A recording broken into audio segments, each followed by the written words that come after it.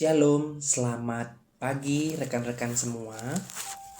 Pada hari ini, Minggu 4 Januari 2026, kita kembali membaca Sabda Bina Pemuda seperti biasanya, dan saya akan memandunya.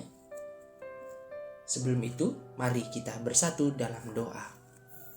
Ya Bapa, ya Roh Kudus, kami mengucap syukur dan kami mau membaca firman-Mu Tuhan. Mohon bimbing kami oleh Roh Kudus-Mu, curahkan hati dan pikiran kami agar terarah dalam membaca firman. Terpujilah nama Tuhan, kini kekal sampai selama-lamanya. Amin.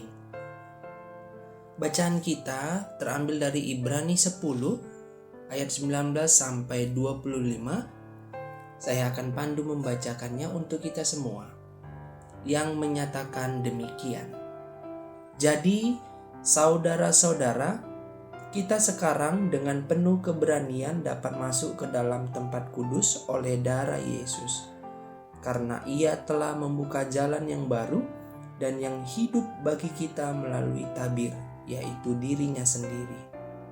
Dan kita mempunyai seorang imam agung sebagai kepala rumah Allah. Karena itu, marilah kita datang beribadah dengan hati yang tulus, ikhlas, dan keyakinan iman yang teguh. Karena hati kita telah dibersihkan dari hati nurani yang jahat, dan tubuh kita telah dibasuh dengan air yang murni. Marilah kita berpegang teguh pada pengakuan tentang pengharapan kita, sebab Ia yang menjanjikannya setia. Marilah kita saling memperhatikan supaya kita saling mendorong dalam kasih dan dalam perbuatan baik.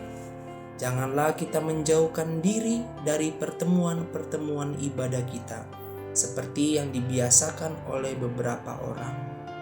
Tetapi marilah kita saling menasihati, terlebih lagi sementara kamu melihat hari Tuhan mendekat.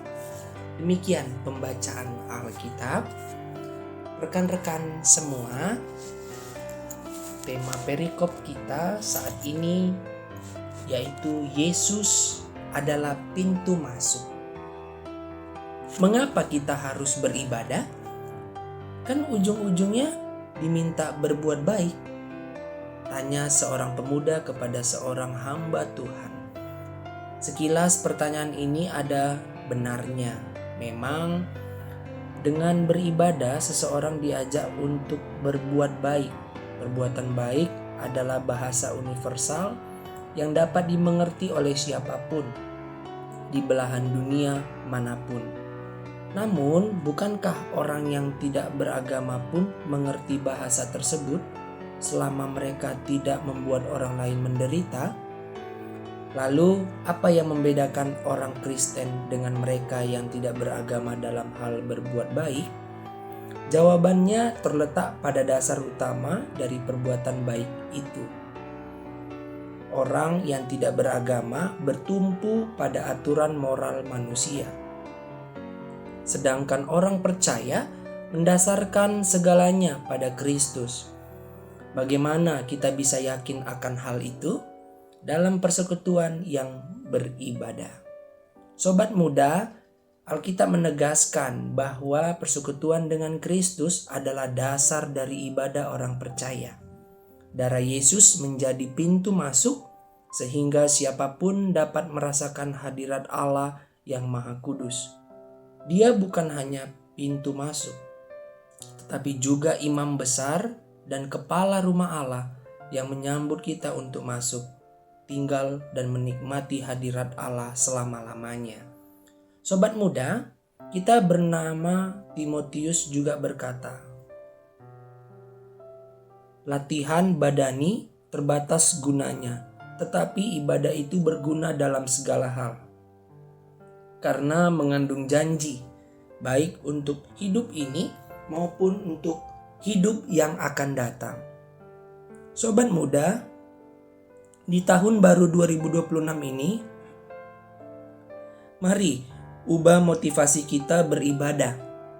Bukan lagi karena disuruh orang tua, presbiter, atau pengurus gerakan pemuda. Tetapi karena kita sadar bahwa Kristus adalah jalan baru bagi kita, jangan takut. Saat kita membuka pintunya dan melangkah di jalannya menuju hadirat Allah, hati kita akan disucikan dan terdorong dalam kasih untuk berbuat baik.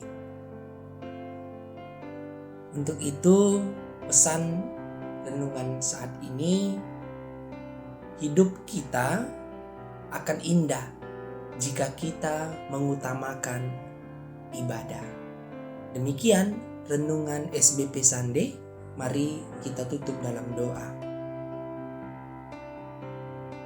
Ya Bapa, undanglah kami masuk dalam hadirat-Mu, supaya kami menyadari bahwa Tuhan Yesus yang kudus dan kami diajak untuk menjadi kudus. Dan Bapa, kami berdoa untuk kehidupan masa depan kami dengan harapan dan resolusi. Kami menyerahkan kehidupan kami dalam tangan pengasihan-Mu, baik pekerjaan, baik usaha, baik pendidikan di sekolah dan di kuliah. Dan serahkan Tuhan hidup kami kepadamu, dengan orang tua kami selalu dalam sehat, dan apa yang kami lakukan boleh sukses dan boleh berhasil.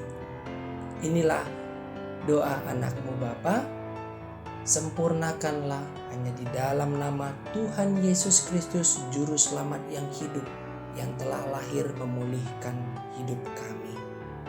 Terima kasih ya Bapa, kami berdoa, kami berseru, kami bersyukur kepadamu Tuhan. Amin. Tuhan Yesus memberkati kita.